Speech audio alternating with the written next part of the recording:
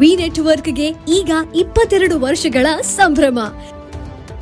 V network ಈಗ YouTube, Facebook ಹಾಗೂ ಇತರ ಸೋಷಿಯಲ್ ಮೀಡಿಯಾಗಳ ಮುಖಾಂತರ ವಿಶ್ವಾದ್ಯಂತ ಪ್ರಸಾರಗೊಳ್ಳುತ್ತಿದೆ. ನಿಮ್ಮ ಸುತ್ತಮುತ್ತ ಆಗು ಹೋಗುಗಳ ಬಗ್ಗೆ ನಿಖರವಾದ ಮಾಹಿತಿಯನ್ನು ತಿಳಿದುಕೊಳ್ಳಲು ವಿ ನೆಟ್ವರ್ಕ್ಗೆ ಲೈಕ್ ಮಾಡಿ, ಶೇರ್ ಮಾಡಿ, ಸಬ್ಸ್ಕ್ರೈಬ್ ಮಾಡಿ. ಹುಕ್ಕೇರಿ ತಾಲೂಕಿನ ಬೆನವಾಡ್ ಗ್ರಾಮದ ಹಿರಣ್ಯಕೇಶಿ ನದಿಯಲ್ಲಿ ಮೀನು ಹಿಡಿಯಲು ಹೋಗಿದ್ದ ಮೀನುಗಾರ ನದಿಯಲ್ಲಿ ಶವವಾದ ಘಟನೆ ಜರುಗಿದೆ. ಹುಕ್ಕೇರಿ ನಗರದ ಭೋವಿ ಗಲ್ಲಿಯ ನಿವಾಸಿ 50 ವರ್ಷದ ರಾಜು ರಾಮು ಭೋವಿ ಎಂಬುವನು ಮೀನು ಹಿಡಿಯಲು ಬೆನವಾಡ್ ಗ್ರಾಮದ ಹಿರಣ್ಯಕೇಶಿ ನದಿಗೆ ತೆರಳಿದಾಗ ಆಳವಾದ ನೀರಿನಲ್ಲಿ ಮುಳುಗಿ ಸಾವನ್ನಪ್ಪಿದ್ದಾನೆ. ಮೃತನಿಗೆ ಹೆಂಡತಿ ಮತ್ತು 3 ಜನ ಹೆಣ್ಣು ಮಕ್ಕಳು ಇದ್ದು ಪ್ರತಿದಿನ ಮೀನು ಹಿಡಿದು ಮಾರಿ ಜೀವನ ಸಾಗಿಸುತ್ತಿದ್ದನು.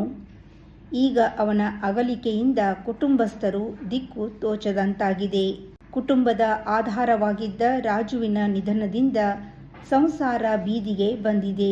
ಸ್ಥಳಕ್ಕೆ ಹುಕ್ಕೇರಿ ಪೊಲೀಸರು ಆಗಮಿಸಿ ಪ್ರಕರಣ ದಾಖಲಿಸಿ ಈಜುಗಾರರ ಸಹಾಯದಿಂದ ಮೃತನ ಶವ ತೆಗೆದು ಮರಣೋತ್ತರ ಪರೀಕ್ಷೆಗೆ ರವಾನಿಸಿದ್ದಾರೆ.